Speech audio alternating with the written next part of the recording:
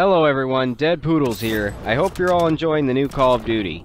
Today I have 3 innovative division setups that can be used early on in the game, and retain their usefulness throughout most of the game's progression. These are designed to give you a leg up when running and gunning through Team Deathmatch, and help you out during this weekend's double experience event. So let's get right into it. First up, we have one of my main setups, and that is the Infantry Division with the M1941. This gun is an absolute beast, and I prefer it over the STG-44 early on. Keep in mind that when using this setup, you'll be at a slight disadvantage at close range against faster SMGs. The trick here is to stick to medium range and disengage completely if you start missing shots. The M1941 has a very high rate of fire, but relatively low recoil, so it's much easier to stay on target. The attachments I chose for this setup help improve its mid-range game even more, which are the grip, reflex sight, and high caliber rounds. Early game options for basic training are limited, so I went with instincts for the trigger warning and highlighted enemy equipment, as this tends to help you out a lot more when you're running and gunning. Standard P08 pistol for the sidearm with steady aim. However, you could run anything you want on your sidearm. I prefer steady aim on pistol so I can fast swap and spam the trigger. As for equipment, I prefer practicality over lethality for this class, opting for the British N69 concussion grenade. Score streak setup is geared towards TDM efficiency, running a counter recon plane, care package, and glide bomb. I went with the lower end score streaks to have access to them more often, constantly giving your team the advantage. Jumping into the gameplay, you can see how my screen glows yellow for a split second here in a minute. That's the trigger warning for the Instincts basic training, letting you know someone is aiming at you. I never played Infinite Warfare, so I had no clue at first. You'll notice how quickly I disengage targets throughout my run, and that is one of the main things to remember with this weapon. Its high rate of fire means you'll be reloading a lot, so repositioning becomes a tactical necessity when you fail to drop a target quickly. While I don't make much use of it in the footage, both your sidearm and concussion grenade can save your life when forced into a firefight with a dry clip. The key to this class is staying mobile and keeping the enemy team off balance. Most players expect you to pop your head back out of the same spot over and over again. This is a huge mistake that will lead to being outflanked by seasoned players. With the grip attached, you will barely get any jump at all when aiming down sights, while the reflex sight and high caliber rounds help to make up for damage fall off at longer ranges. While medium range, the M1941 is dead on. Longer range shots can be tricky and may require pulsing the trigger.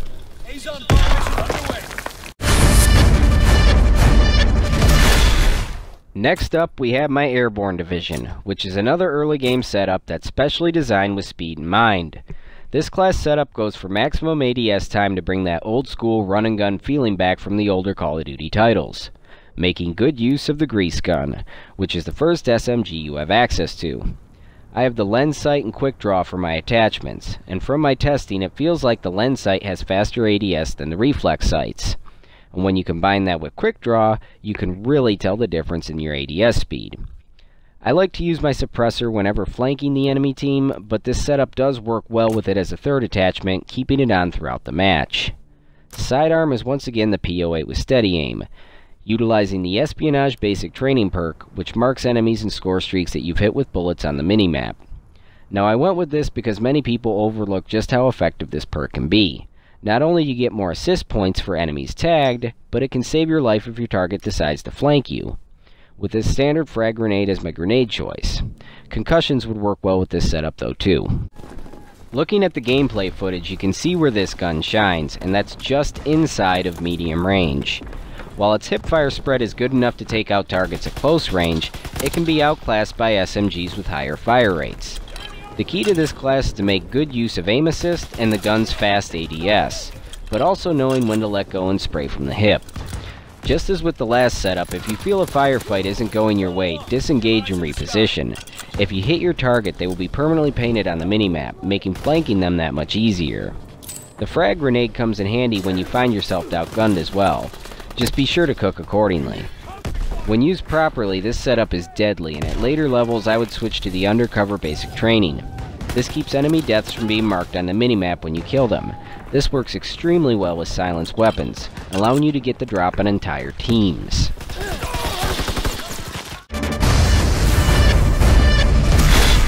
Finally, we have a setup that I find extremely effective, and that's my mountain division. Now, when I first sat down to make this video, I was going to use the on-field. However, you're stuck with the carabin for quite a bit in the beginning of the game, so I thought I would mess around with that and see what I came up with. The result was a run-and-gun sniper class that felt and played more like a semi-auto rifleman class, using the ballistic calibration and 4x optic on the carabin, P08 with steady aim for your sidearm, with the espionage basic training. Going with that again for the carabin's low damage, so if your target slips away you can track them. I decided on concussion for my grenade choice due to the fact that this class plays much more aggressively than most sniper setups. This was by far one of my new favorite setups. You will see me just dominate the entire match. I utilized the carabin much like the M1 carbine, staying mobile but keeping the enemy just outside of medium range. The only real weakness with this class is its inability to make accurate shots at extreme distances. One thing I also learned from capturing this footage is that counter-recon planes have no effect whatsoever unless the enemy has a recon plane up. I assume they work like the counter-UAV from Modern Warfare, and it turns out that it does not. So running a recon plane may be more effective for all three of these classes. However, that's probably more of a personal preference.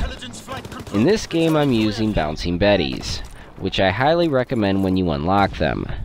I will fire off my clip, and if there's still enemies around, drop a Betty and leave the area entirely, so when they show up looking for me, I'm nowhere around and they get a nice surprise. The most important thing to remember when playing this class, like with the others, is to stay moving. Once you get a kill or two, people are going to be looking to close the distance and outclass your weapon, and you cannot let them do that. This setup may actually work better altogether with a different division, like the Airborne, where you get better mobility when aiming down sights. And since the 4x optic won't allow you to hold your breath, I'm going to say flat out, run this with a different division. The Infantry division would even work, giving you another attachment slot, but I think the Airborne division with the prime basic training would be the best bet for this gun, allowing you not only enhanced mobility when aiming down the scope, but also reducing flinch, allowing you to make cleaner shots. That's gonna do it for this video. I'll have another Call of Duty Division setup video coming soon with classes and streaks geared towards objective-based game modes, so be sure to keep an eye out for that. If you enjoyed this video, be sure to drop a like, subscribe to stay up to date, and slam that notification bell so you know the minute new videos drop. And if you have a specific division, gun, or game mode that you would like to see a class setup for, be sure to let me know in the comments below. This is Dead Poodles, and I will talk to you all next time.